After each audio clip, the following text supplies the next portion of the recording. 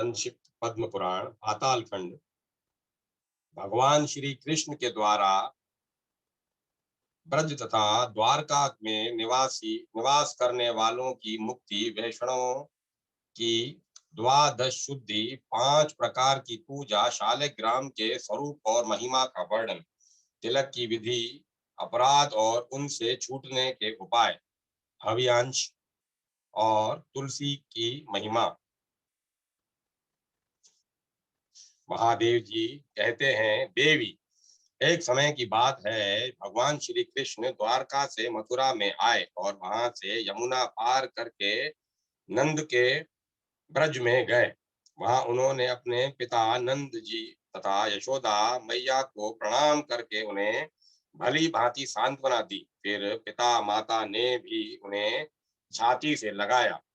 उस इसके बाद वे बड़े बूढ़े गोपों से मिले, उन सबको आश्वासन दिया तथा बहुत से वस्त्र और आभूषण आदि भेंट में देकर वहां रहने वाले सब लोगों को संतुष्ट किया। तत्पश्चात पावन वृक्षों से भरे हुए यमुना के रमणीय तट पर गोपांगनाओं के साथ श्री कृष्ण ने 3 रात तक वहां सुखपूर्वक निवास किया। उस समय उस स्थान पर अपने पुत्रों और स्त्रियों सहित नंद गोप सभी आदि सब लोग, यहाँ तक कि पशु पक्षी और मृग आदि भी भगवान वासुदेव की कृपा से दिव्य रूप धारण कर विमान पर आरूढ़ हुए और परम धाम वैकुंठ लोक को चले गए। इस प्रकार नंद के ब्रज में निवास करने वाले सब लोगों को अपना निरामय पद प्रदान करके भगवान श्री कृष्ण देवियों और देवताओं के मुख से अपनी स्तुति सुनते हुए शोभा संपन्न द्वारकापुरी में आए।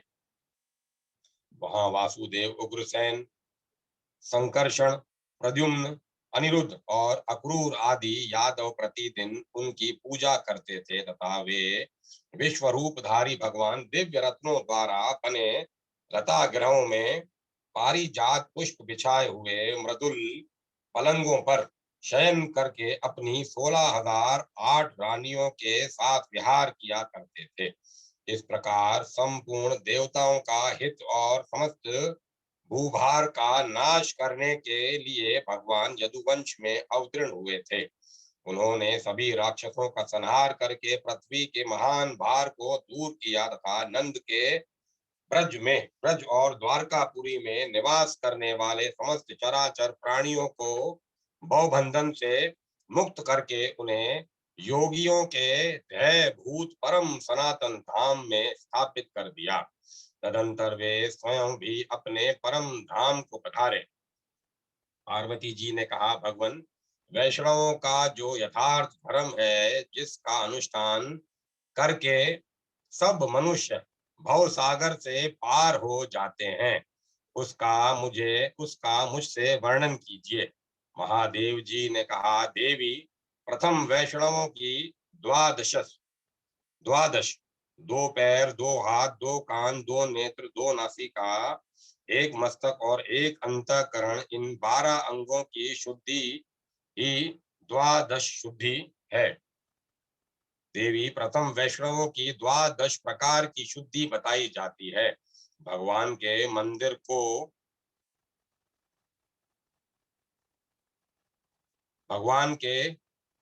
मंदिर को लीपना, भगवान की प्रतिमा के पीछे पीछे जाना तथा भक्ति पूर्वक उनकी प्रदक्षिणा करना, ये 3 क्रम चरणों की शुद्धि करने वाले हैं। भगवान की पूजा के लिए भक्ति भाव के साथ पत्र और पुष्पों का संग्रह करना, यह हाथों की शुद्धि का उपाय है। यह शुद्धि सब प्रकार की शुद्धियों से बढ़कर है। भक्ति पूर्वक भगवान श्री कृष्ण के नाम और गुणों का कीर्तन, वाणी की शुद्धि का उपाय बताया गया है। उनकी कथा का श्रवण और उत्सव का दर्शन, ये 2 कार्य क्रमशः कानों और नेत्रों की शुद्धि करने वाले कहे गए हैं। मस्तक पर भगवान का चरणों तक निर्माल्य तथा माला धारण करना, ये भगवान के चरणों में पड़े हुए पुरुषों के लिए सिर की शुद्धि के साधन हैं। भगवान के निर्माल्य भूत पुष्प आदि को सूंघना अंत शुद्धि तथा घ्राण शुद्धि का उपाय माना गया है। श्री कृष्ण के युगल चरणों पर चढ़ा हुआ पत्र पुष्प आदि संसार में एकमात्र पावन है। वह सभी अंगों को शुद्ध कर देता है। भगवान की पूजा 5 प्रकार की बताई गई है। उन पांचों भूतों को सुनो। अभिगमन, उपादान, योग, स्वाध्याय और इज्जा। ये ही पूजा के 5 प्रकार हैं। अब तुम्हें इनका क्रमशः परिचय दे रहा हूं। देवताओं के स्थान को झाड़ बुहार कर साफ करना, उसे लीपना तथा पहले के चढ़े हुए निर्माल्य को दूर हटाना अभिगमन कहलाता है।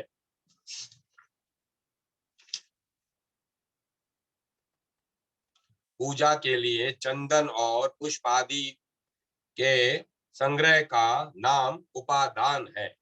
अपने साथ अपने इष्ट देव की आत्म भावना करना, अर्थात मेरा इष्ट देव मुझसे भिन्न नहीं है, वह मेरा ही आत्मा है, इस तरह की भावना को दृढ़ करना योग कहा गया है।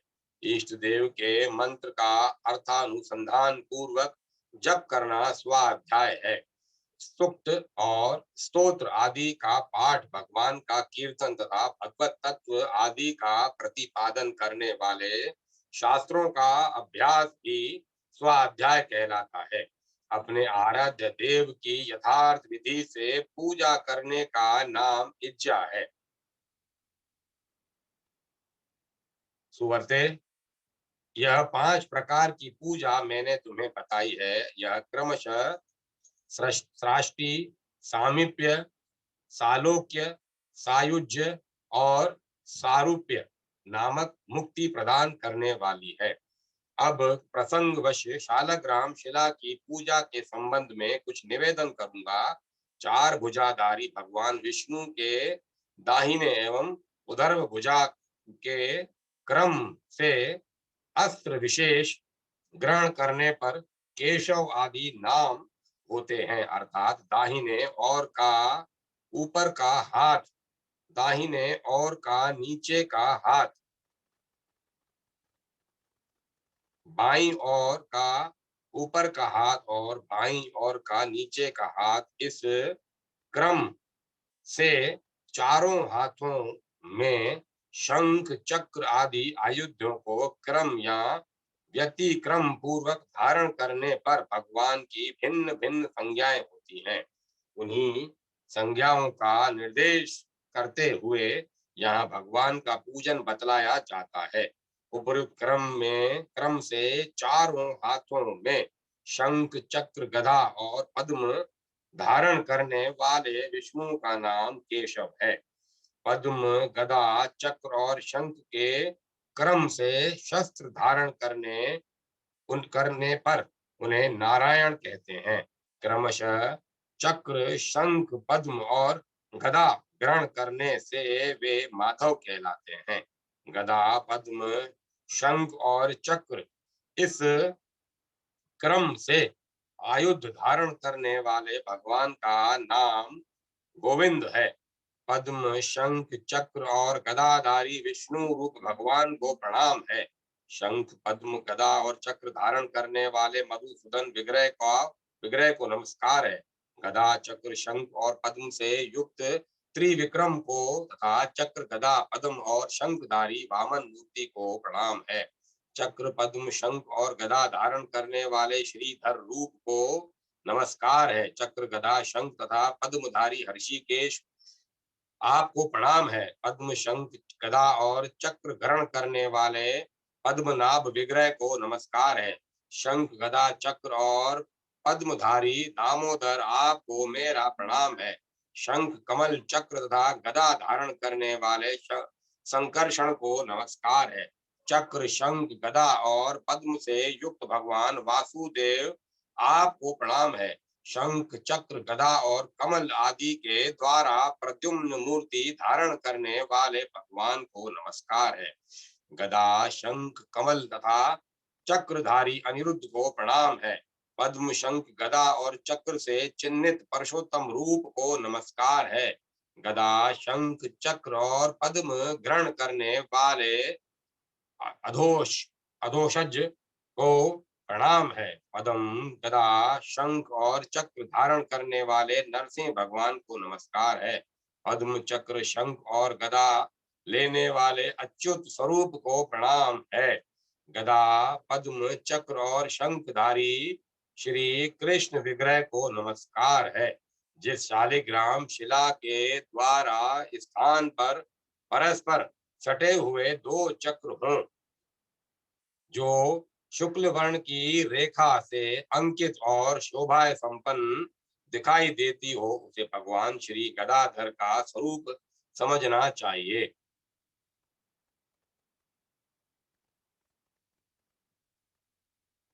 संकर्षण मूर्ति में दो सटे हुए चक्र होते हैं। लाल रेखा होती है और उसका पूर्व भाग कुछ मोटा होता है। प्रद्युम्न के स्वरूप में कुछ कुछ पीलापन होता है और उसके चक्र का चिन्ह सूक्ष्म रहता है। अनिरुद्ध की मूर्ति गोल होती है और उसके भीतरी भाग में गहरा एवं चौड़ा छेद होता है।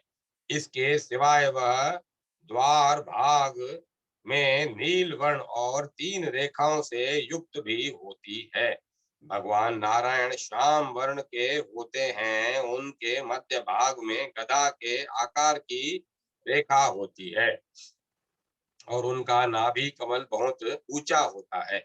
भगवान नरसिंह की मूर्ति में चक्र का स्थूल चिन्ह रहता है। उनका चरण कपिल होता है तथा वे 3 या 5 बिंदुओं से युक्त होते हैं। ब्रह्मचारी के लिए उन्हीं का पूजन विहित है। वे भक्तों की रक्षा करने वाले हैं। जिस शालिग्राम शिला से दो चक्र के चिन्ह विषम भाव से स्थित हों, 3 लिंग हों तथा 3 रेखाएं दिखाई देती हों, वह वराह भगवान का स्वरूप है। उसका वर्ण नील तथा आकार स्थूल होता है। भगवान वराह भी सबकी रक्षा करने वाले हैं। कश्यप की मूर्ति श्याम वर्ण की होती है। उसका आकार पानी की भंवर के समान गोल होता है। उसमें यत्र तत्र बिंदुओं के चिन्ह देखे जाते हैं तथा उसका पृष्ठभाग श्वेत रंग का होता है। श्रीधर की मूर्ति में 5 रेखाएं होती हैं। वनमाली के स्वरूप में गदा का चिन्ह होता है। गोल आकृति मध्य भाग में चक्र का चिन्ह तथा नील वर्ण, यह वामन मूर्ति की पहचान है। इसमें नाना प्रकार की अनेकों मूर्तियां तथा सर्प शरीर के चिन्ह होते हैं। वह भगवान अनंत की प्रतिमा है। दामोदर की मूर्ति स्थूल काय एवं नील वर्ण की होती है। उसके मध्य भाग में चक्र का चिन्ह होता है। भगवान दामोदर नील चिन्ह से युक्त होकर संकर्षण के द्वारा जगत की रक्षा करते हैं, जिसका वर्ण लाल है तथा जो लंबी लंबी रेखा छिद्र एक चक्र और कमल आदि से युक्त तथा एवं स्थूल है। उस शालग्राम को ब्रह्मा की मूर्ति समझनी चाहिए, जिसमें वृत्त छिद्र स्थूल चक्र का चिन्ह और कृष्ण वर्ण हो, वह श्री कृष्ण का स्वरूप है। वह बिंदु युक्त और बिंदु शून्य दोनों ही प्रकार का रेखा देखा जाता है। है ग्रीव मूर्ति अंकुश के समान आकार वाली और 5 रेखाओं से युक्त होती है। भगवान वेंकुट कौस्तुभ मणि धारण किए रहते हैं। उनकी मूर्ति बड़ी निर्मल दिखाई देती है। वह एक चक्र से चिन्हित और श्याम वर्ण की होती है। मत्स्य भगवान की मूर्ति वृद्ध कमल के आकार की होती है। उसका रंग श्वेत होता है तथा उसके हार की रेखा उसके हार की रेखा देखी जाती है। जिस शालिग्राम का वर्ण श्याम हो, जिसके दक्षिण भाग में एक रेखा दिखाई देती हो तथा जो 3 चक्रों के चिन्ह से युक्त हो, वह भगवान श्री रामचंद्र जी का स्वरूप है।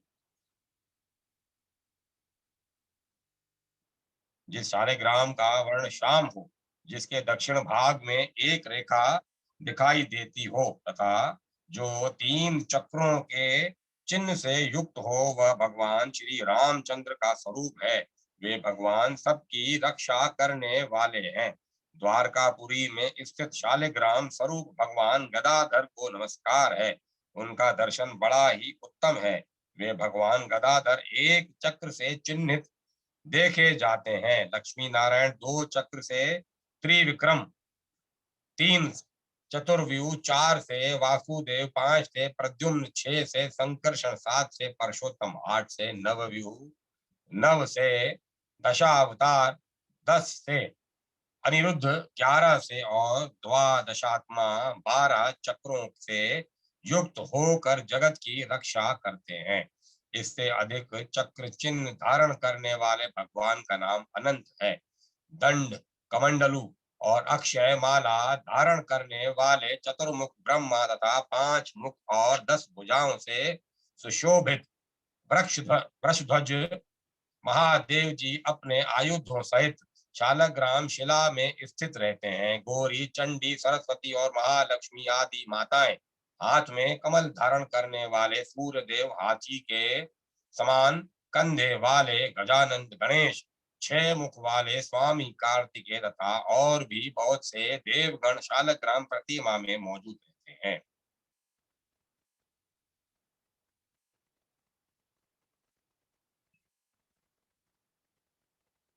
अतः मंदिर में शालग्राम शिला की स्थापना अथवा पूजा करने पर यह उपयुक्त देवता भी स्थापित और पूजित होते हैं। जो पुरुष ऐसा करता है उसे धर्म, अर्थ, काम और मोक्ष आदि की प्राप्ति होती है। गढ़ की अर्थात नारायणी नदी के एक प्रदेश में शालग्राम स्थल नाम का एक महत्वपूर्ण स्थान है। वहां से निकलने वाले पत्थर को शालिग्राम कहते हैं। शालग्राम शिला के स्पर्श मात्र से करोड़ों जन्मों के पाप का नाश हो जाता है। फिर यदि उसका पूजन किया जाए तब तो उसके फल के विषय में कहना ही क्या है। वह भगवान के समीप पहुंचाने वाला है। बहुत जन्मों के पुण्य से यदि कभी गोष्पद के चिन्ह से युक्त श्री कृष्ण शिला प्राप्त हो जाए तो उसी के पूजन से मनुष्य के पूर्व जन्म की समाप्ति हो जाती है। पहले शालिग्राम शिला की परीक्षा करनी चाहिए। यदि वह काली और चिकनी हो तो उत्तम है। यदि उसकी कालिमा कुछ कम हो तो वह मध्यम श्रेणी की मानी गई है, और यदि उसमें दूसरे किसी रंग का सम्मिश्रण हो तो वह मिश्रित फल प्रदान करने वाली होती है। जैसे सदा काट के भीतर छिपी हुई आग मंथन करने से प्रकट होती है, उसी प्रकार भगवान श्री विष्णु सर्वत्र व्याप्त होने पर भी शालग्राम शिला में विशेष रूप से अभिव्यक्त होते हैं। जो प्रतिदिन द्वारका की शिला गोमती चक्र से युक्त 12 शालग्राम मूर्तियों का पूजन करता है, वह वैकुंठ लोक में प्रतिष्ठित होता है। जो मनुष्य शालग्राम शिला के भीतर गुफा का दर्शन करता है, उसके पितर तृप्त होकर कल्प के अंत तक स्वर्ग में निवास करते हैं। जहाँ द्वारकापुरी की शिला अर्थात गोमती चक्र रहता है, वह स्थान वैकुंठ लोक माना जाता है। वहां मृत्यु को प्राप्त हुआ मनुष्य विष्णु धाम में जाता है। जो शालग्राम शिला की कीमत लगाता है, जो बेचता है, जो विक्रय का अनुमोदन करता है तथा जो उसकी परीक्षा करके मूल्य का समर्थन करता है, वे सब नरक में पड़ते हैं। इसीलिए देवी शालग्राम शिला और गोमती चक्र की खरीद बिक्री छोड़ देनी चाहिए। शालग्राम स्थूल से प्रकट हुए भगवान शालग्राम और द्वारका से प्रकट हुए गोमती चक्र, इन दोनों देवताओं का जहाँ समागम होता है वहां वो मोक्ष मिलने से तनिक भी संदेह नहीं होता।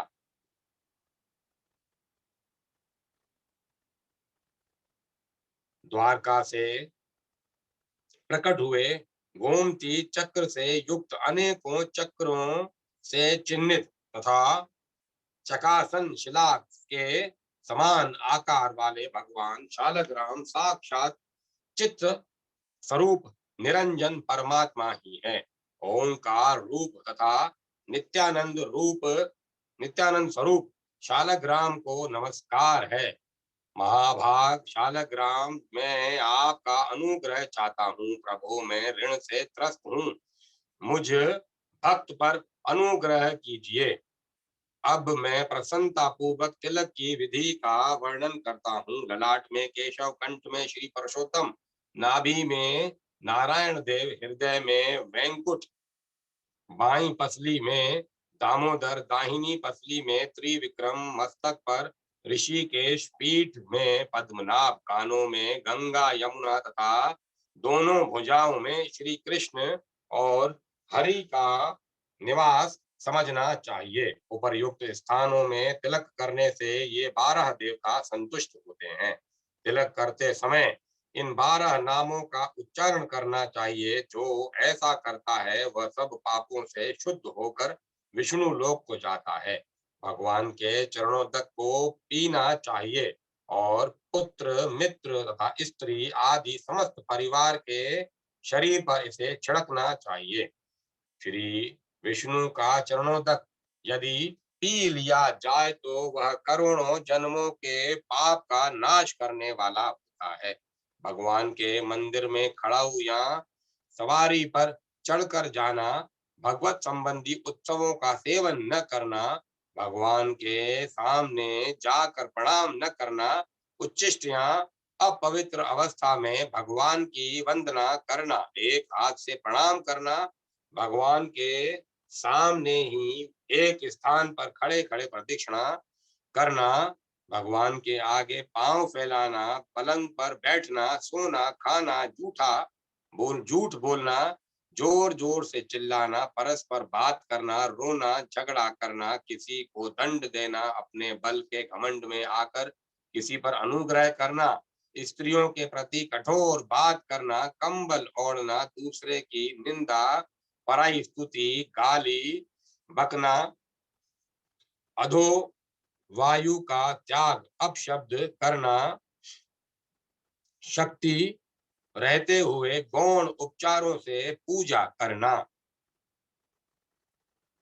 मुख्य उपचारों का प्रबंध न करना, भगवान को भोग लगाए बिना ही भोजन करना, सामयिक फल आदि को भगवान की सेवा में अर्पण न करना, उपयोग में लाने से बचे हुए भोजन को भगवान के लिए निवेदन करना, भोजन का नाम लेकर दूसरे की निंदा तथा प्रशंसा करना, गुरु के समीप मौन रहना, आत्म प्रशंसा करना तथा देवताओं को कोसना, ये विष्णु के प्रति 32 अपराध बताए गए हैं।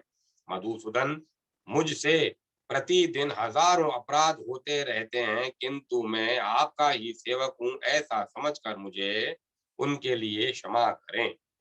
इस मंत्र का उच्चारण करके भगवान के सामने पृथ्वी पर दंड की भांति पड़कर साष्टांग प्रणाम करना चाहिए। ऐसा करने से भगवान श्री हरि सदा हजारों अपराध क्षमा करते हैं। द्विजातियों के लिए सवेरे और शाम दो ही समय भोजन करना वेद विहित है। गोल, लौकी, लहसुन, ताड़ का फल और भाटा, इन्हें वैष्णव पुरुषों को नहीं खाना चाहिए। वैष्णव के लिए बड़ पीपल, मदार, कुंभी, तिम्बुक, कोविदार, कचनार और कबंधक के पत्ते में भोजन करना निषिद्ध है। जला हुआ तथा भगवान को अर्पण न किया हुआ अन्न, जंबीर और बिजोरा, नींबू, शाक तथा खाली नमक भी वैष्णव को नहीं खाना चाहिए। यदि यदि देवात कभी खा ले तो भगवान नाम का स्मरण करना चाहिए।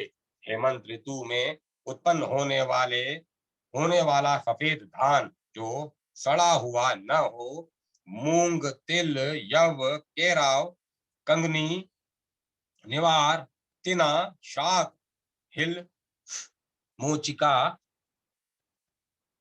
मोचिका, हिलसा, काल शाक, बथुआ, मूली, दूसरे दूसरे मूल शाक, सेंधा और सांभर नमक, गाय का दही, गाय का घी, बिना माखन निकला हुआ गाय का दूध, कटल, आम, हर्रे, पिपली, जीरा, नारंगी, इमली, केला, लवली, हरफा, रेवड़ी, आंवले का फूल, अब आंवले का फल, गुड़ के सिवाय ईख के रस से तैयार होने वाले अन्य सभी वस्तु तथा बिना तेल के पकाया हुआ अन्न, इन सभी खाद्य पदार्थों को मुनि लोग हविषान कहते हैं।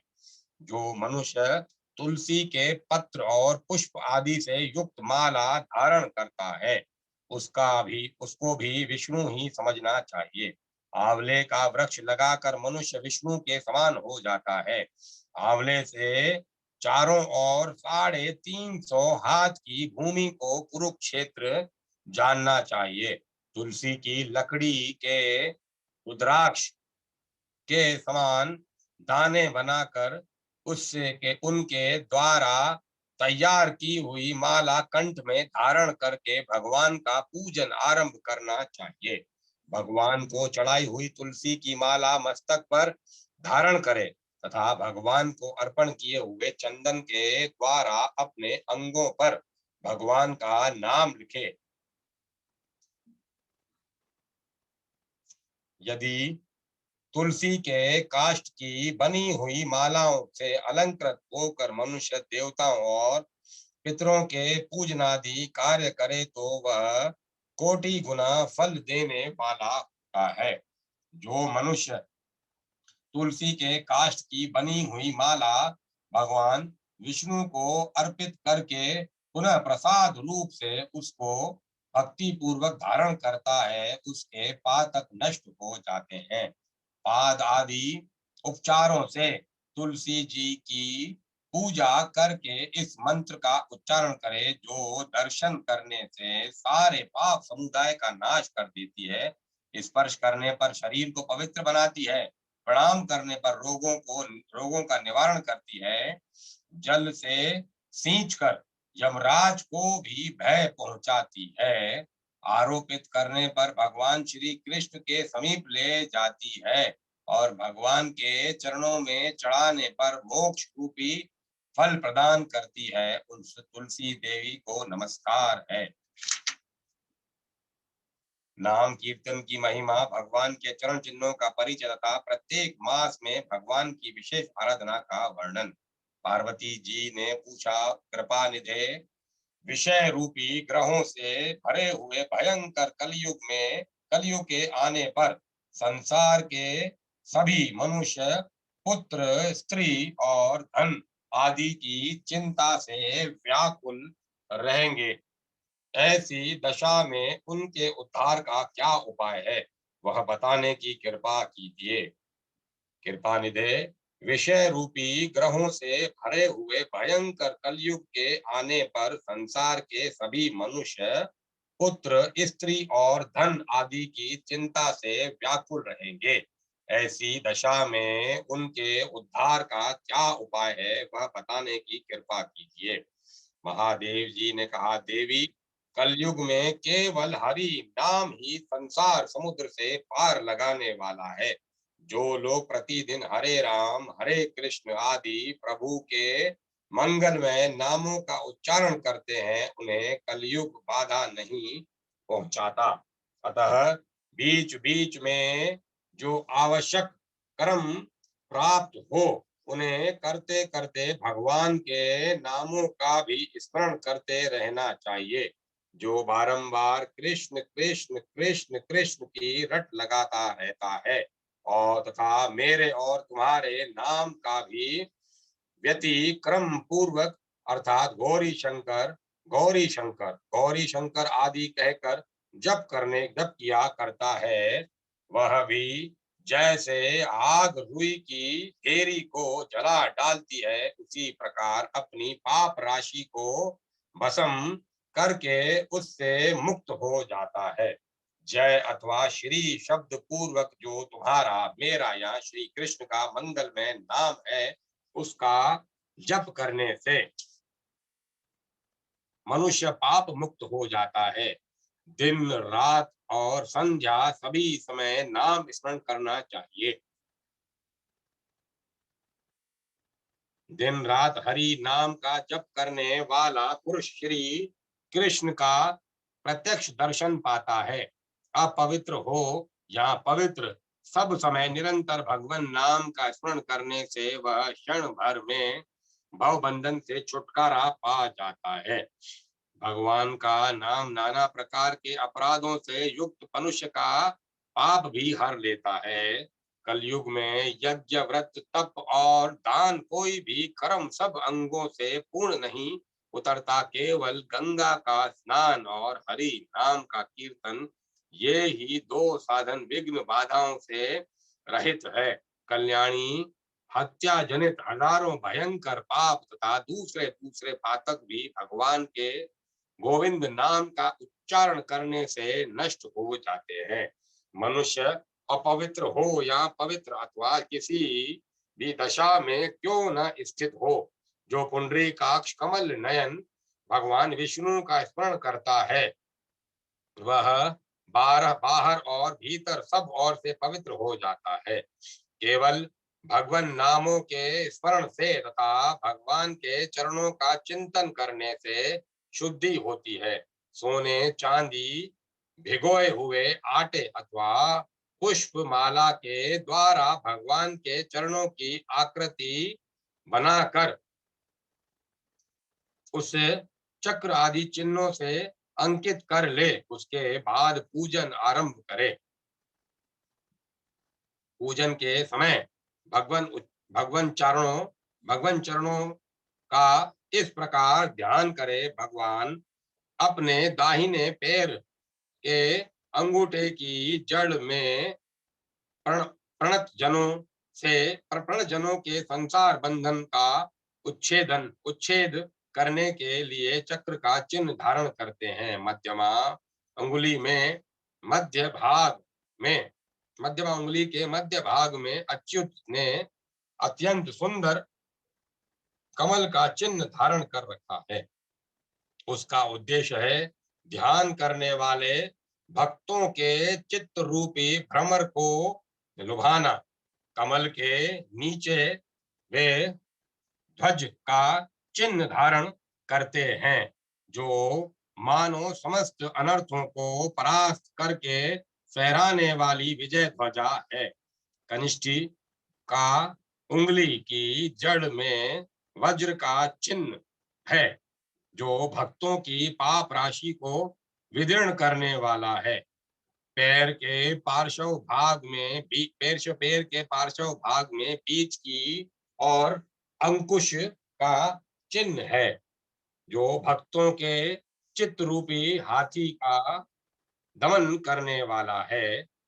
श्री हरि अपने अंगुष्ठ के पूर्व में भोग संपत्ति के प्रतीक भूत यव का चिन्ह धारण करते हैं तथा मूल भाग में गदा की रेखा है, जो समस्त देहधारियों के पाप रूपी पर्वत को चूर्ण कर डालने वाली है। इतना ही नहीं, वे अजन्मा भगवान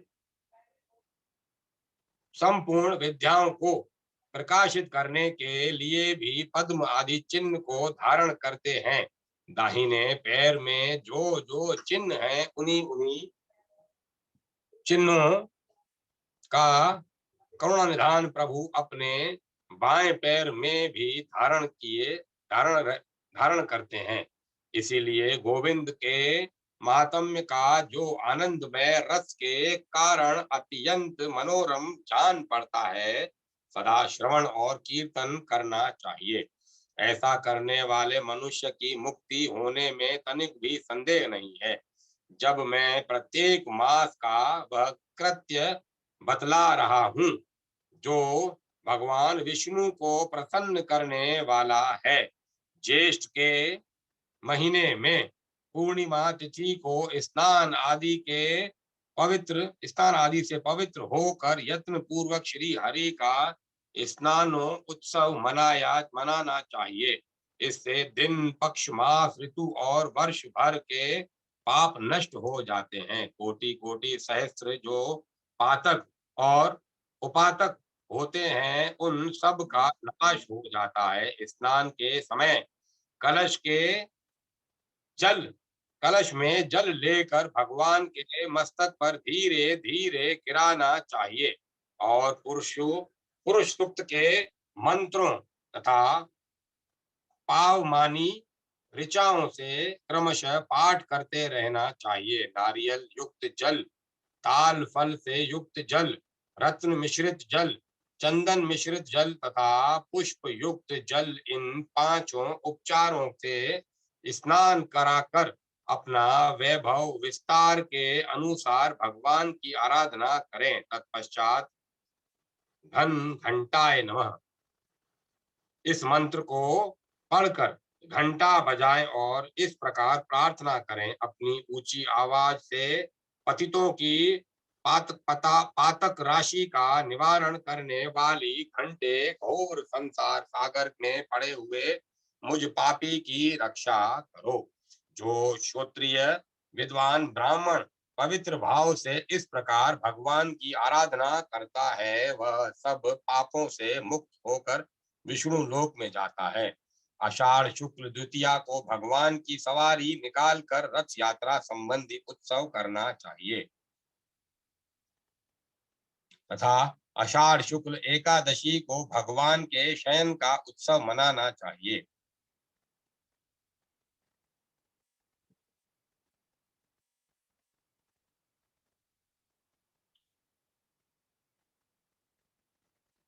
आषाढ़ शुक्ल की द्वितीया को भगवान की सवारी निकालकर रथ यात्रा संबंधी उत्सव करना चाहिए तथा आषाढ़ शुक्ल एकादशी को भगवान के शयन का उत्सव मनाना चाहिए।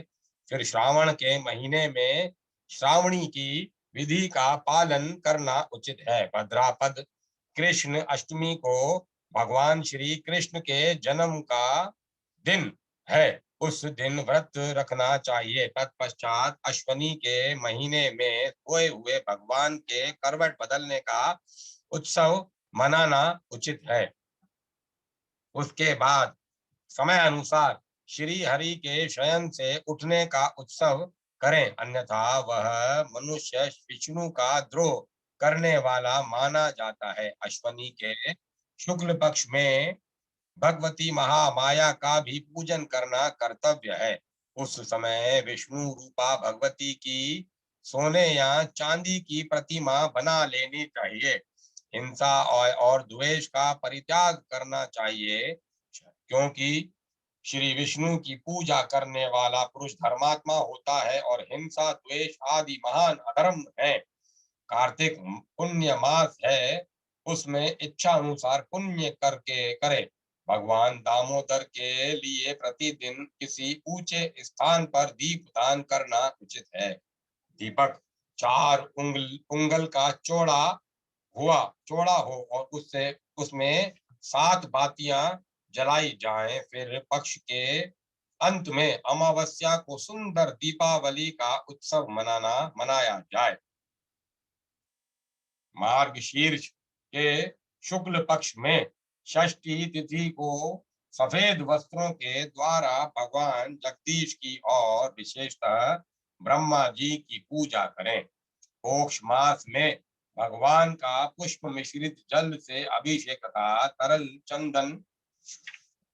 चंदन वर्जित है। मकर संक्रांति के दिन तथा माघ के महीने में अधिवासित कांडुल का भगवान के लिए नैवेद्य लगाएं और ओम विष्णुवे नमः, ओम विष्णुवे नमः, ओम विष्णुवे नमः, ओम विष्णुवे नमः इस मंत्र का उच्चारण करें।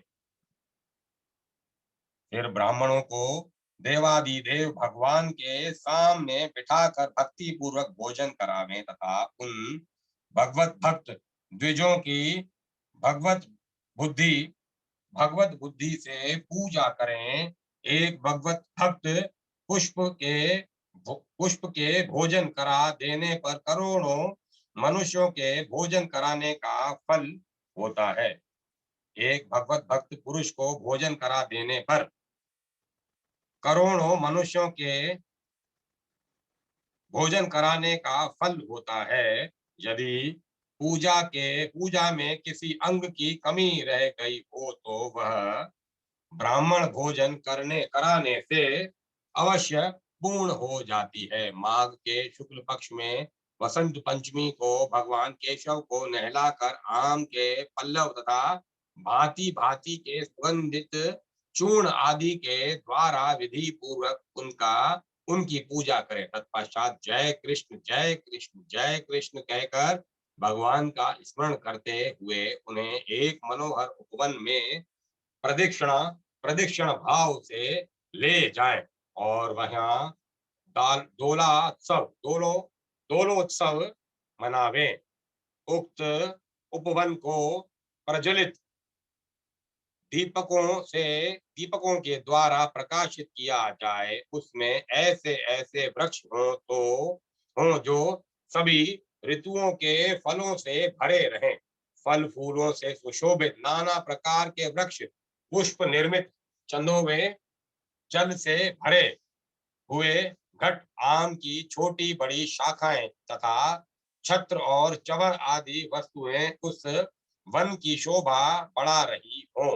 कलयुग में विशेष रूप से दोलो दोलोत्सव का विधान है। फाल्गुन की चतुर्दशी को 8वें पहर में अथवा पूर्णिमा या प्रतिपदा की संधि में भगवान की भक्ति पूर्वक विधिवत पूजा करें। उस समय श्वेत, लाल, गौर तथा पीले इन 4 प्रकार के चूर्ण चूर्णों का उपयोग करें। उसमें कपूर आदि सुगंधित पदार्थ मिले होने चाहिए। हल्दी का रंग मिला देने से उन चूर्णों के रंग तथा रूप और भी मनोहर हो जाते हैं। इसके सिवाय अन्य प्रकार के रंग रूप वाले चूर्णों द्वारा भी परमेश्वर को प्रसन्न करें। एकादशी से लेकर पंचमी तक इस उत्सव को पूरा करें अथवा 5 या 3 दिन तक दोलोत्सव करना उचित है। यदि मनुष्य एक बार भी झूले में झूलते हुए दक्षिणाभिमुख श्री कृष्ण का दर्शन कर ले तो वे पाप राशि से मुक्त हो जाते हैं। इसमें तनिक भी संदेह नहीं है। महाभागे, जो मनुष्य वैशाख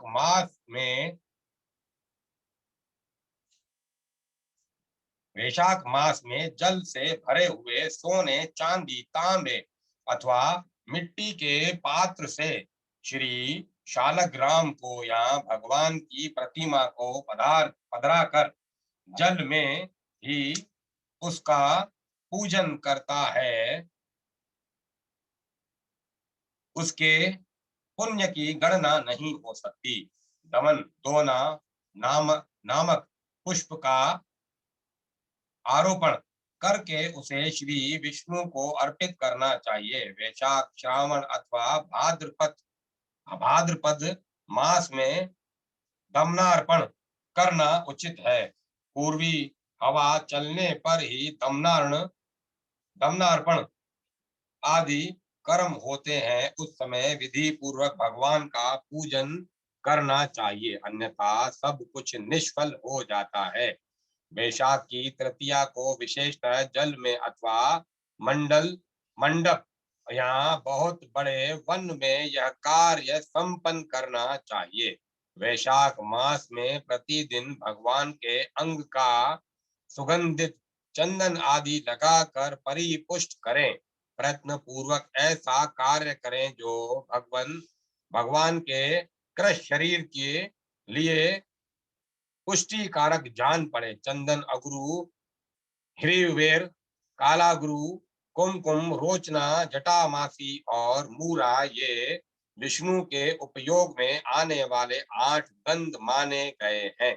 उन सुगंधित पदार्थों का भगवान विष्णु के अंगों पर लेप करें। तुलसी के काष्ठ को चंदन की भांति घिसकर उसमें कपूर और अगरू मिला दें अथवा केसर भी मिलावें तो वह भगवान के लिए हरि चंदन हो जाता है।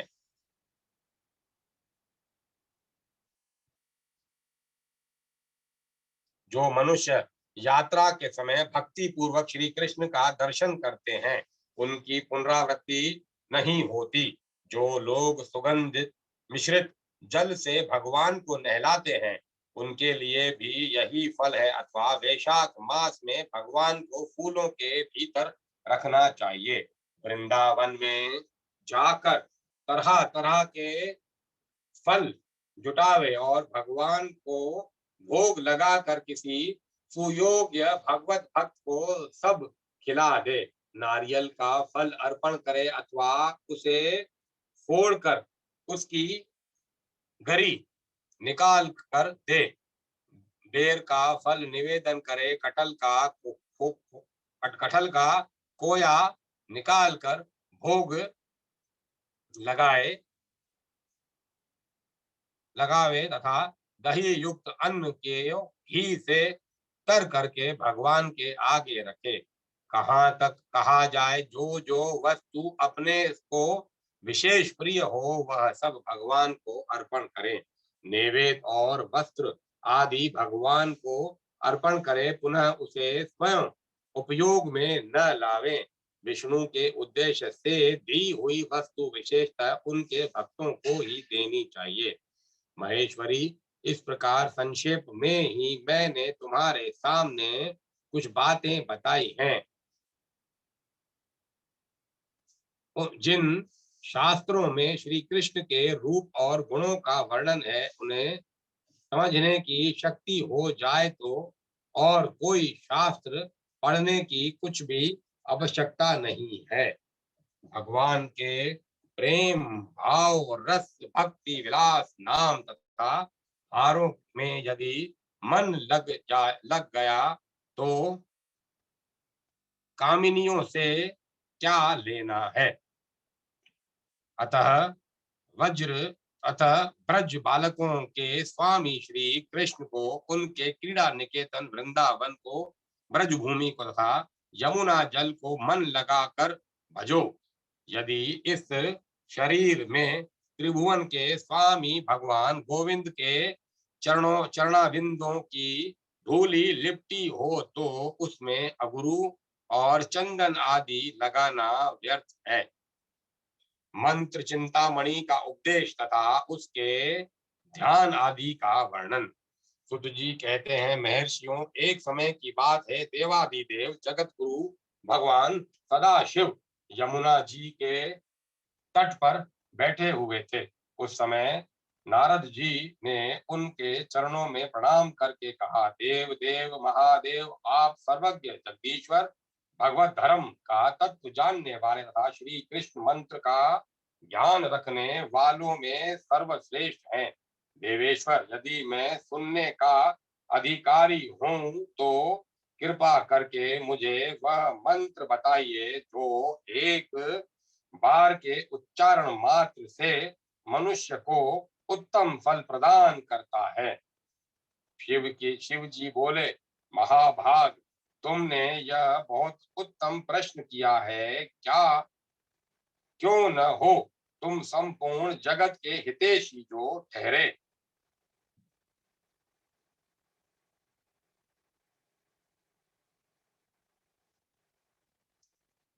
मैं तुम्हें मंत्र चिंतामणि का उपदेश दे रहा हूँ। यद्यपि वह बहुत ही गोपनीय है तो भी मैं तुमसे उसका वर्णन करूंगा। कृष्ण के दो मंत्र अत्यंत उत्तम हैं। उन दोनों का तुम्हें उन दोनों को तुम्हें बताता हूँ। मंत्र चिंतामणि युगल द्वय और पंचपदी, ये इन दोनों मंत्रों के पर्यायवाची नाम हैं। इनमें पहले मंत्र प्रथम पद है गोपी जन, द्वितीय पद है वल्लभ, तृतीय पद है चरणान, चतुर्थ पद है शरणम तथा पंचम पद है प्रपेद प्रपेधे।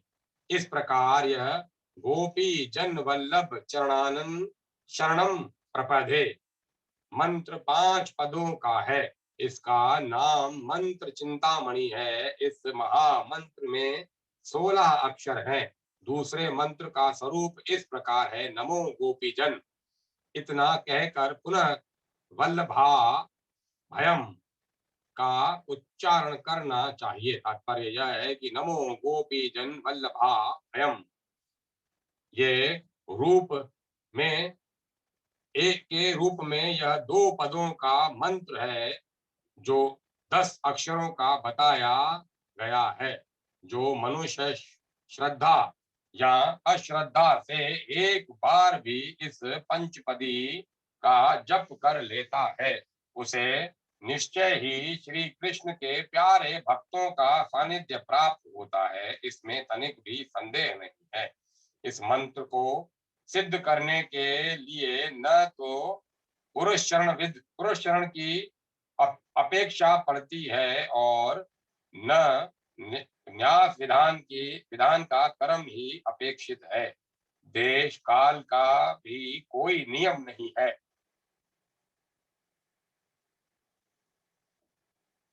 अरि और मित्र आदि के शोधन की भी कोई आवश्यकता नहीं है। मुनीश्वर ब्राह्मण से लेकर चांडाल तक सभी मनुष्य इस मंत्र के अधिकारी हैं। स्त्रियां, शूद्र आदि जड़, मूक, अंध, पंगु, हुण, किरात, पुलिंद, पुलकस, आबिर, यवन, कंक एवं खश आदि पाप योनि के दम्भी, अहंकारी, पापी, चुगलखोर, गोघाती, ब्रह्म हत्यारे, महापातका उत्पातक की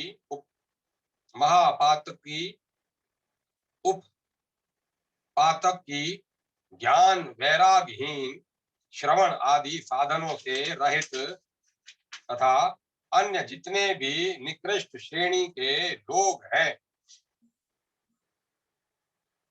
उन सब का इस मंत्र में अधिकार है। मुनि श्रेष्ठ, यदि सर्वेश्वर भगवान श्री कृष्ण में उनकी भक्ति है तो वे सब के सब अधिकारी हैं, अन्यथा नहीं। इसीलिए भगवान में भक्ति न रखने वाले कृतघ्न, मानी, श्रद्धाहीन और नास्तिक हो, इस मंत्र का उपदेश नहीं उस नास्तिक को इस मंत्र का उपदेश नहीं देना चाहिए। जो सुनना न चाहता हो अथवा जिसके हृदय में गुरु के प्रति सेवा का भाव न हो, उसे भी यह मंत्र नहीं बताना चाहिए। जो श्री कृष्ण का भक्त जो श्री कृष्ण का अनन्य भक्त हो, जिसमें दंभ और लोभ का अभाव हो तथा जो काम और क्रोध से सर्वथा युग मुक्त हो, उसे यत्न पूर्वक इस मंत्र का उपदेश देना चाहिए। इस मंत्र का ऋषि मैं ही हूँ।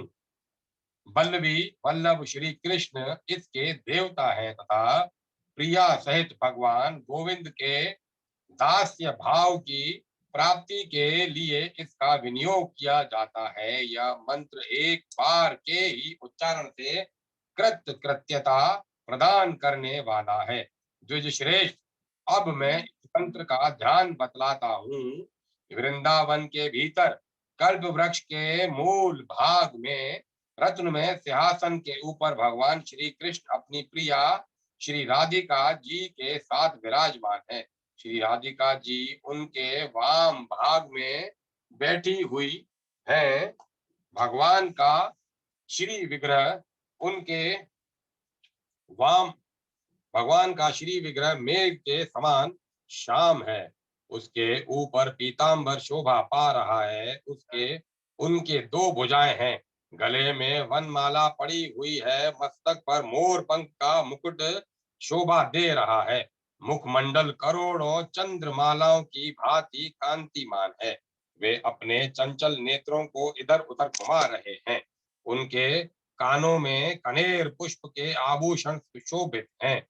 ललाट में दोनों ओर चंदन तथा बीच में कुमकुम बिंदु से तिलक लगाया गया है, जो मंडला कर जान पड़ता है। दोनों कुंडलों की प्रभा से वे प्रातःकालीन सूर्य के समान तेजस्वी दिखाई दे रहे हैं। उनके कपोल दर्पण की भांति स्वच्छ हैं, जो पसीने की छोटी छोटी बूंदों के कारण बड़े शोभायमान प्रतीत होते हैं। उनके नेत्र प्रिया के मुख पर लगे हुए हैं। उन्होंने लीलावश अपनी भौहें ऊंची कर रखी हैं। ऊंची नासिका के अग्रभाग में मोती की बुलाक चमक रही है। पके हुए कंदरू के समान पके हुए कुंदरू के समान लाल होंठ दांतों का प्रकाश पड़ने से अधिक सुंदर दिखाई देते हैं। केयूर अंगद अच्छे अच्छे रत्न तथा मुंदरियों से भुजाओं और हाथों की शोभा बहुत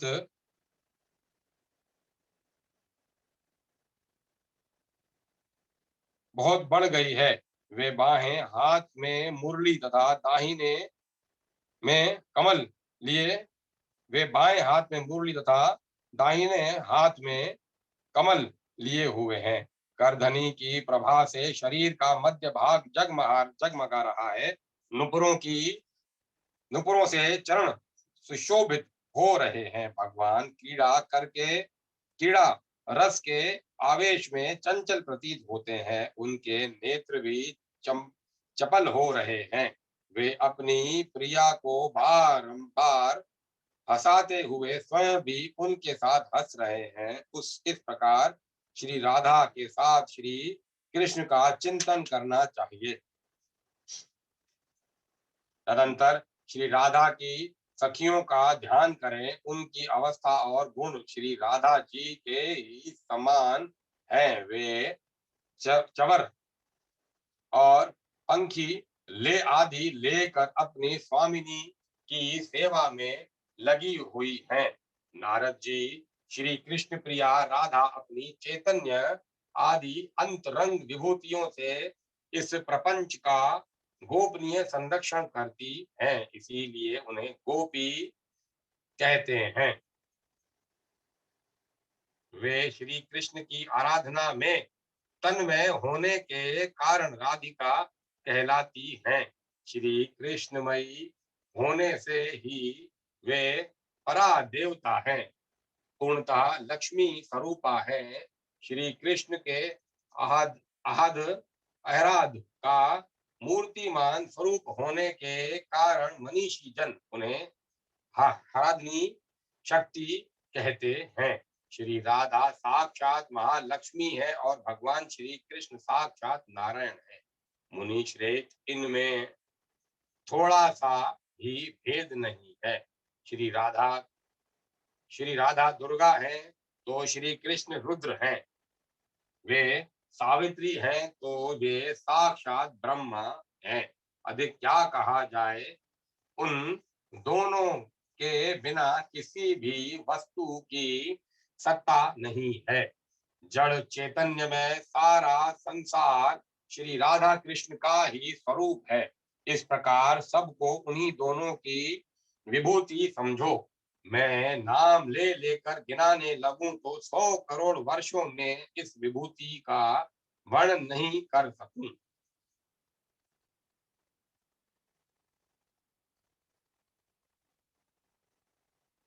तीनों लोकों में पृथ्वी सबसे श्रेष्ठ मानी गई है।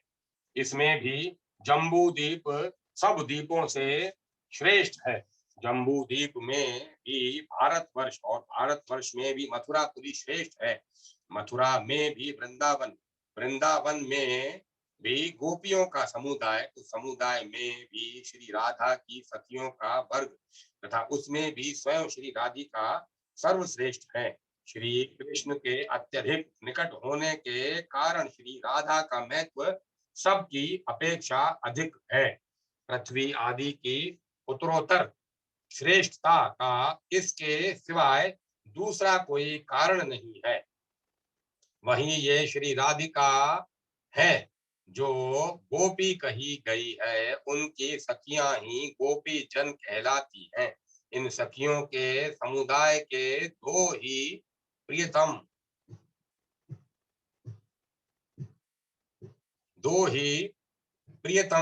हैं, दो ही उनके प्राणों के स्वामी हैं, श्री राधा और श्री कृष्ण। ये उन दोनों के चरण ही उन जगत में शरण देने वाले हैं। मैं अत्यंत दुखी जीव हूँ, अतः उन्हीं का आश्रय लेता हूँ, उन्हीं की शरण में पड़ा हूँ। शरण में जाने वाला मैं जो कुछ भी हूँ और मेरी कहलाने वाली जो कोई भी वस्तु है, वह सब श्री राधा और श्री कृष्ण को ही समर्पित है। सब कुछ उन्हीं के लिए है, उन्हीं की भोग्य वस्तु है, मैं और मेरा कुछ भी नहीं है। विप्रवर, इस प्रकार मैंने थोड़े में गोपी जन वल्लभ चरणान शरणम प्रपदे इस मंत्र के अर्थ का वर्णन किया है। जुगलार्थ, न्यास, प्राप्ति, शरणागति तथा आत्मसमर्पण ये 5 पर्याय बतलाए गए हैं। साधक को रात दिन आलस्य छोड़कर यहाँ बताए हुए विषय का चिंतन करना चाहिए। दीक्षा की विधि तथा श्री कृष्ण के द्वारा रुद्र को युगल मंत्र की प्राप्ति। शिव जी कहते हैं, नारद, अब मैं दीक्षा की यथार्थ विधि का वर्णन करता हूँ, ध्यान देकर सुनो। इस विधि का अनुष्ठान न करके केवल श्रवण मात्र से भी मनुष्य भवबंधन से मुक्त हो जाते हैं। विद्वान पुरुष इस बात को समझ ले कि साधारण कीट से लेकर ब्रह्मा जी तक यह संपूर्ण जगत नश्वर है। इसमें आध्यात्मिक, आदि दैविक तथा आदि भौतिक, इन 3 प्रकार के दुखों का ही अनुभव होता है। यहाँ के जितने सुख हैं वे सभी अनित्य हैं, अतः उन्हें भी दुखों की ही श्रेणी में रखें। फिर विरक्त होकर उनसे अलग हो जाएं और संसार बंधन से छूटने के लिए उपायों का विचार करें। साथ ही सर्वोत्तम सुख की प्राप्ति के साधनों को भी सोचें तथा पूर्ण शांत बना रहे। नाना प्रकार के कर्मों का ठीक ठीक संपादन बहुत कठिन है, ऐसा समझकर परम बुद्धिमान पुरुष को चाहिए कि वह अत्यंत चिंतित होकर श्री गुरुदेव की शरण में जाए, जो शांत हो, जिनमें मात्सर्य का नितांत अभाव हो, जो श्री कृष्ण के अन्य अन्य भक्त हों, जिनके मन में श्री कृष्ण प्राप्ति के सिवाय दूसरी कोई कामना न हो, जो भगवत कृपा के सिवाय दूसरे किसी साधन का भरोसा न करते हों, जिनमें क्रोध और लोभ लेश मात्र भी न हो, जो श्री कृष्ण रस के तत्वज्ञ और श्री कृष्ण मंत्र की जानकारी रखने वालों में श्रेष्ठ हों, जिन्होंने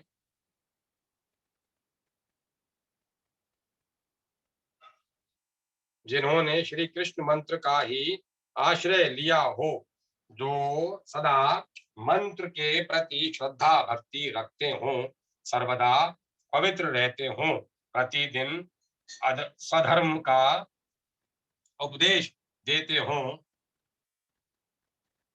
और लोगों को सदाचार में प्रवृत्त करते हों, ऐसे कृपालु एवं विरक्त महात्मा की ही गुरु कहलाते हैं। शिष्य भी ऐसा होना चाहिए जिसमें प्राय उपयुक्त गुण मौजूद हों। इसके सिवाय उसे गुरु चरणों की सेवा के लिए इच्छुक गुरु का नितांत भक्त तथा मुमुक्षु होना चाहिए। जिसमें ऐसी योग्यता हो वही शिष्य कहलाता है। प्रेम पूर्वक हृदय से भगवान श्री कृष्ण की साक्षात सेवा का जो अवसर मिलता है उसी को वेद वेदांग का ज्ञान रखने वाले विद्वानों ने मोक्ष कहा है। शिष्यों को चाहिए कि वह गुरु के चरणों की शरण में जाकर उनसे अपना वृतांत निवेदन करे तथा गुरु को उचित है कि वे अत्यंत प्रसन्न होकर बारंबार समझाते हुए शिष्य के संदेहों का निराकरण करें। तत्पश्चात उसे मंत्र का उपदेश दें। चंदन या मिट्टी लेकर शिष्य की बाईं और दाहिनी में भुजा के मूल भाग में क्रमशः शंख और चक्र का चिन्ह अंकित करें।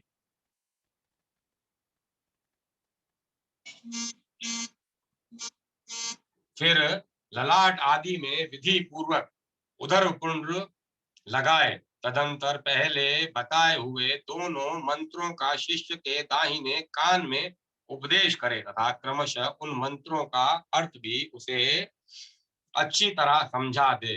फिर यत्न पूर्वक उसका कोई नूतन नाम रखे जिसके अंत में दास शब्द जुड़ा हो। इसके बाद विद्वान शिष्य प्रेम पूर्वक वैष्णवों को पूजन कराए तथा अत्यंत भक्ति के साथ वस्त्र और आभूषण आदि के द्वारा श्री गुरु का पूजन करे। इतना ही नहीं अपने शरीर को भी गुरु की सेवा में समर्पित कर दे। नारद, अब मैं तुम्हें शरणागत पुरुषों के धर्म बताना चाहता हूँ जिनका आश्रय लेकर कलयुग के मनुष्य भगवान के धाम में पहुंच जाएंगे।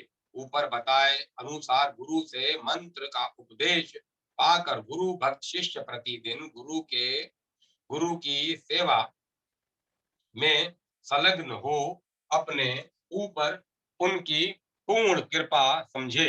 तदंतर सत्पुरुषों के उनमें भी विशेषतः शरणागतों के धर्म सीखें और वैष्णवों को अपना इष्ट देव समझकर सदा उन्हें संतुष्ट रखे। शरणागत शिष्य को कभी इहलोक और परलोक की चिंता नहीं करनी चाहिए क्योंकि इहलोक के जितने भी सुख भोग हैं वे पूर्व जन्म में किए हुए कर्मों के अनुसार प्राप्त होते हैं। अतः जितना प्रारब्ध में उतना होगा उतना अपने आप मिल जाएगा और जो परलोक का सुख है उसे तो भगवान श्री कृष्ण स्वयं ही पूर्ण करेंगे। अतः मनुष्य को इलोक और परलोक के सुखों के लिए किए जाने वाले प्रयत्न का सर्वथा त्याग कर देना चाहिए। सब प्रकार के उपायों का परित्याग करके अपने को श्री कृष्ण का सेवक समझकर निरंतर उन्हीं की आराधना में संलग्न रहना चाहिए। जैसे पतिव्रता स्त्री चिरकाल में परदेश गए हुए अपने पति के लिए सदा दीन बनी रहती है। प्रियतम के प्रीतम में अनुराग रखती हुई केवल उसी से मिलने की आकांक्षा रखती है, निरंतर उसी के गुणों का चिंतन गायन और श्रवण करती है। उसी प्रकार शरणागत भक्त को भी सदा श्री कृष्ण के गुण तथा लीला आदि का स्मरण कीर्तन और श्रवण करते रहना चाहिए, परंतु यह सब किसी दूसरे फल का साधन बनाकर कदापि नहीं करना चाहिए। जैसे पतिव्रता कामिनी चीरकाल के बाद परदेश से लौटे हुए पति को एकांत में पाकर उसे छाती से लगाती तथा नेत्रों से उसकी रूप सुधा का पान करती है। साथ ही वह अधिक प्रसन्नता के साथ उसकी सेवा में लग जाती है। उसी प्रकार अर्चा विग्रह स्वयं प्रकट हुई मूर्ति के रूप में अवतीर्ण हुए भगवान के साथ रहकर भक्त को निरंतर उनकी परिचर्या में लगे रहना चाहिए। वह सदा अन्य अन्य भाव से भगवान की शरण में रहे। भगवान की आराधना के सिवाय दूसरे किसी साधन का न तो आश्रय ले और न दूसरे साधन की इच्छा करे। भगवान के सिवाय अन्य किसी वस्तु से प्रयोजन न रखे। कभी किसी की निंदा न करे, न तो दूसरे का जूठा खाए और न दूसरे का प्रसाद ही ग्रहण करें। भगवान और वैष्णवों की निंदा कभी न सुने। यदि कहीं निंदा होती हो तो कान बंद करके वहां से अन्यत्र चला जाए। विप्रवर, नारद, मेरा तो ऐसा विचार है कि शरणागत भक्त को मृत्यु पर्यंत चातकी वृत्ति का आश्रय लेकर युगल मंत्र के अर्थ का विचार करते हुए रहना चाहिए। जैसे चातक सरोवर, समुद्र और नदी आदि को छोड़कर केवल मेघ से पानी की याचना करता है अथवा प्यासा ही मर जाता है, उसी प्रकार प्रयत्न पूर्वक भगवत प्राप्ति के साधनों पर विचार करना चाहिए। अपने इष्ट देव श्री राधा और श्री कृष्ण से इस बात की याचना करनी चाहिए कि वे उसे आश्रय प्रदान करें। सदा अपने इष्ट देव के, उनके भक्तों के और विशेषतः गुरु के अनुकूल रहना चाहिए। प्रतिकूलता सर्वथा परित्याग कर देना चाहिए।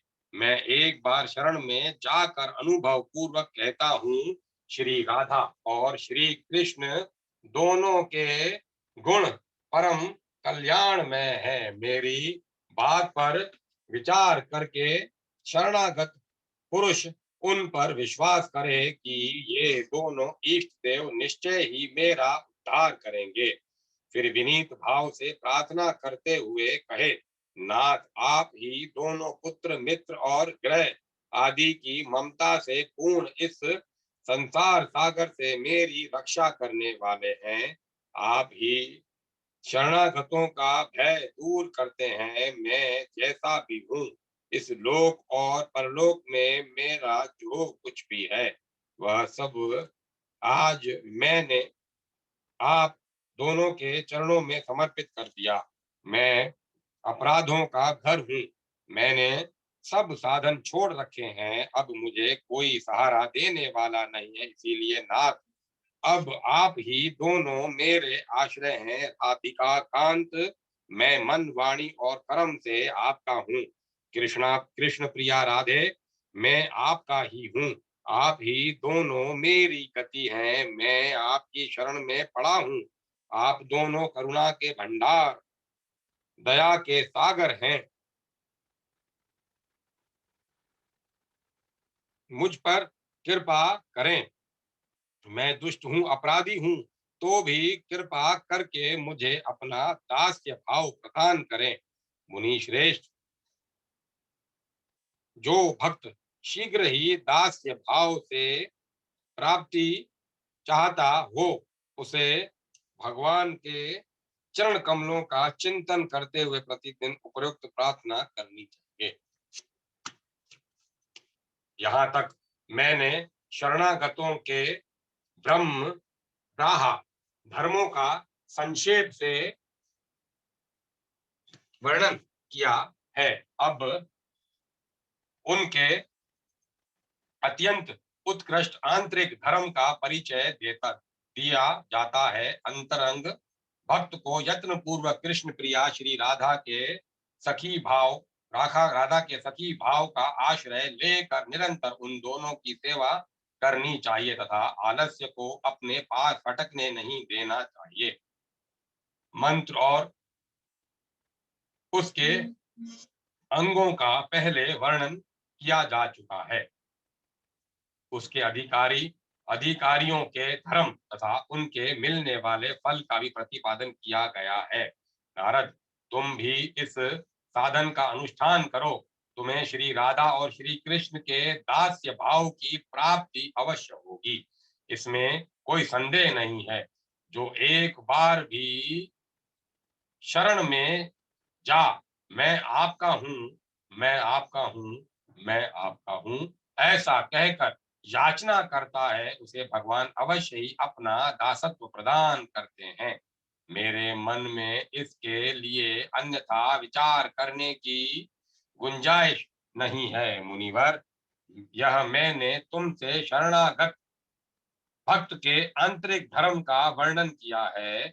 यह ग्रह से भी बढ़कर अत्यंत गृहतम विषय है, इसीलिए इसे प्रयत्न पूर्वक गुप्त रखना चाहिए, सर्वत्र प्रकाशित नहीं करना चाहिए। इस प्रसंग में मैं तुम्हें अत्यंत अद्भुत रस की प्राप्ति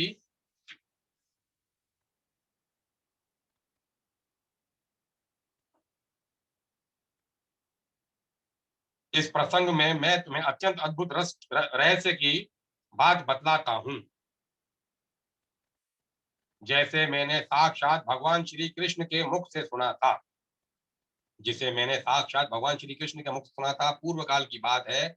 मैं कैलाश पर्वत के शिखर पर एक सघन वन में रहता था, और यहाँ भगवान श्री नारायण का ध्यान करते हुए उनके श्रेष्ठ मंत्र का जप करता था। इससे संतुष्ट होकर भगवान मेरे सामने प्रकट हुए और बोले, वर मांगो।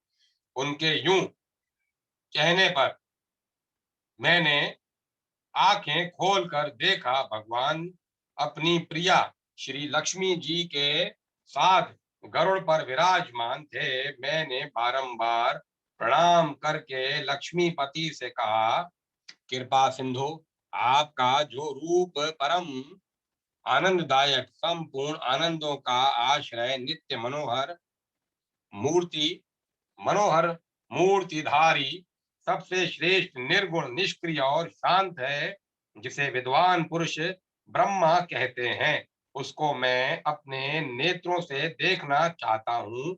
यह कहकर भगवान कमलापति ने मुझ शरणागत भक्त से कहा, महादेव, तुम्हारे मन में मेरे जिस रूप को देखने की इच्छा है, उसका अभी दर्शन करोगे।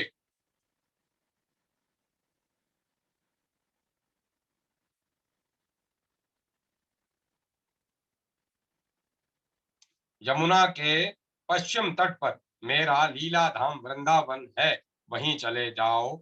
यूं कहकर वे जगदीश्वर अपनी प्रिया के साथ अंतर ध्यान हो गए। तब मैं भी यमुना के सुंदर तट पर चला आया।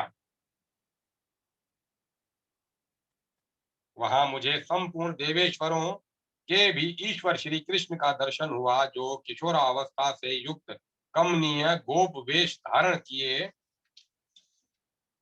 अपनी प्रिया के कंधे पर बायां हाथ रखकर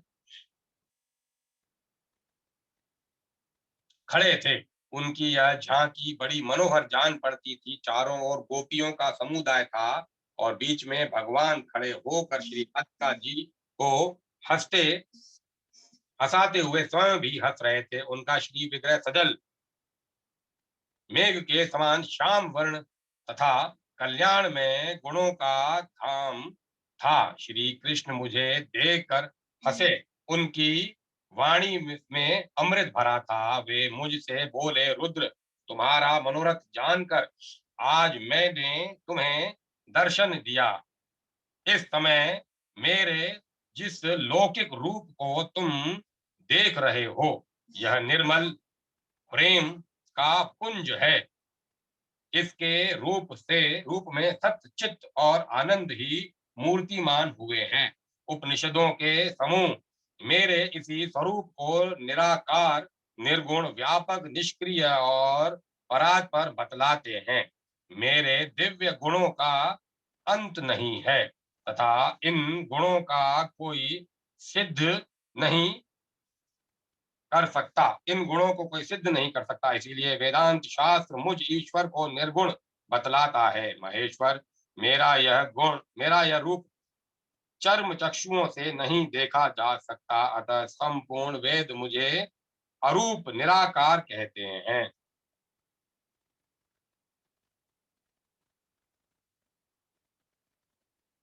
मैं चैतन्य अंश से सर्वत्र व्यापक हूँ। इससे विद्वान लोग मुझे ब्रह्म के नाम से पुकारते हैं। मैं इस प्रपंच का कर्ता नहीं हूँ, इसीलिए शास्त्र मुझे निष्क्रिय बताते हैं। शिव मेरे अंश से माया में गुणों के द्वारा सृष्टि आदि कार्य करते हैं। मैं स्वयं कुछ भी नहीं करता। महादेव, मैं तो इन गोपियों के प्रेम में विहल होकर न तो दूसरी और क्रिया जानता हूँ और न मुझे अपने आप को ही भान रहता है। यह मेरी प्रिया श्री राधिका है, इन्हें परा देवता समझो। मैं इनके प्रेम के वशीभूत होकर सदा इन्हीं के साथ विचरण करता हूँ। इनके पीछे और अगल बगल में जो लाखों सखियां हैं, ये सब की सब नित्य हैं। जैसे मेरा विग्रह नित्य है, वैसे ही इनका भी है। मेरा मेरे सखा पिता गोप मेरे सखा पिता गोप गौ में तथा वृंदावन, ये सब नित्य हैं। इन सब का स्वरूप नित्यानंद रस में ही है। मेरे इस वृंदावन का नाम आनंद कंद समझो। इसमें प्रवेश करने मात्र से मनुष्य को पुनः संसार में जन्म नहीं लेना पड़ता। मैं वृंदावन छोड़कर कहीं नहीं जाता। अपनी इस प्रिया के साथ सदा ही यहीं निवास करता हूँ। रुद्र, तुम्हारे मन में जिस जिस बात को जानने की इच्छा थी, वह सब मैंने बता दिया। बोलो, इस समय मुझसे और क्या सुनना चाहते हो? मुनि श्रेष्ठ नारद, तब मैंने भगवान से कहा, प्रभु, आपके इस स्वरूप की प्राप्ति कैसे हो सकती है, इसका उपाय मुझे बताइए। भगवान ने कहा, रुद्र, तुमने बहुत अच्छी बात पूछी है, किंतु यह विषय अत्यंत रहस्य का है, इसीलिए इसे यत्न पूर्वक गुप्त रखना चाहिए। देवेश्वर जो दूसरे उपायों का भरोसा छोड़कर एक बार हम दोनों की शरण में आ जाता है और गोपी भाव से मेरी उपासना करता है, वही मुझे पा सकता है। जो एक बार हम दोनों की शरण में आ जाता है अथवा अकेली मेरी इस प्रिया की ही अनन्य भाव से उपासना करता है, वह मुझे अवश्य प्राप्त होता है।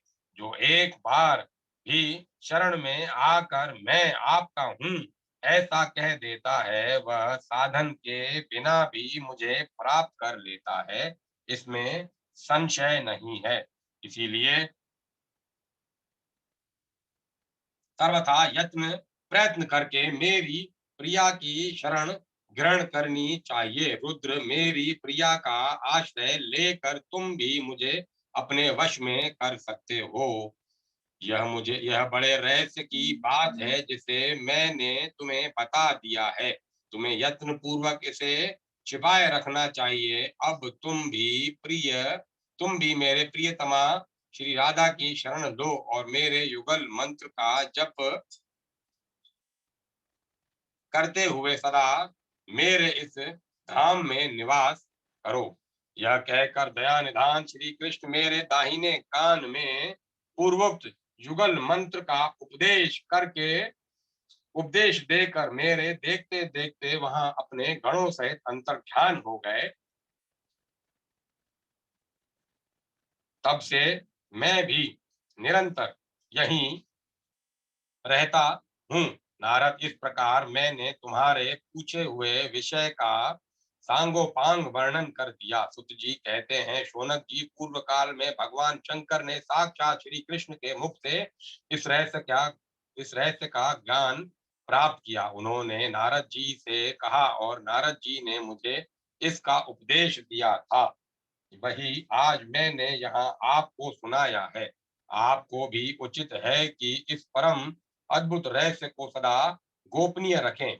इसे हर एक के सामने प्रकट न करें। शौनक ने कहा, गुरुदेव, आपकी कृपा से आज मैं कृत्य हो गया, क्योंकि आपने मेरे सामने यह रहस्य का भी रहस्यों का भी रहस्य प्रकाशित किया है। सुत जी कहते हैं, ब्राह्मण, आप भी अहिर्निश युगल मंत्र का जप करते हुए इन धर्मों का पालन कीजिए, थोड़े ही दिनों में आपको भगवान के दास्य भाव की प्राप्ति हो जाएगी। मैं भी यमुना के तट पर भगवान गोपीनाथ के नित्य धाम वृंदावन में जा रहा हूँ। महादेव जी के मुख से निकला हुआ यह उत्तम चरित्र परम पवित्र है। इसमें महान अनुभव इसमें महान अनुभव भरा हुआ है। जो मनुष्य भक्ति पूर्वक इसका श्रवण करते हैं, वे अवश्य ही भगवान के परम पद को प्राप्त होते हैं। यह स्वर्ग तथा मोक्ष की प्राप्ति का भी कारण एवं समस्त पापों का नाशक है। जो लोग सदा भगवान श्री विष्णु की सेवा में तत्पर रहकर इसका भक्ति पूर्वक पाठ करते हैं, उन्हें श्री विष्णु लोक से कभी किसी तरह भी पुनः इस संसार में नहीं आना पड़ता। अम्बरीश नारद संवाद तथा नारद जी के द्वारा निर्गुण एवं सगुण ध्यान का वर्णन। अब मैं कथा को यहीं विराम देता हूँ। कल आगे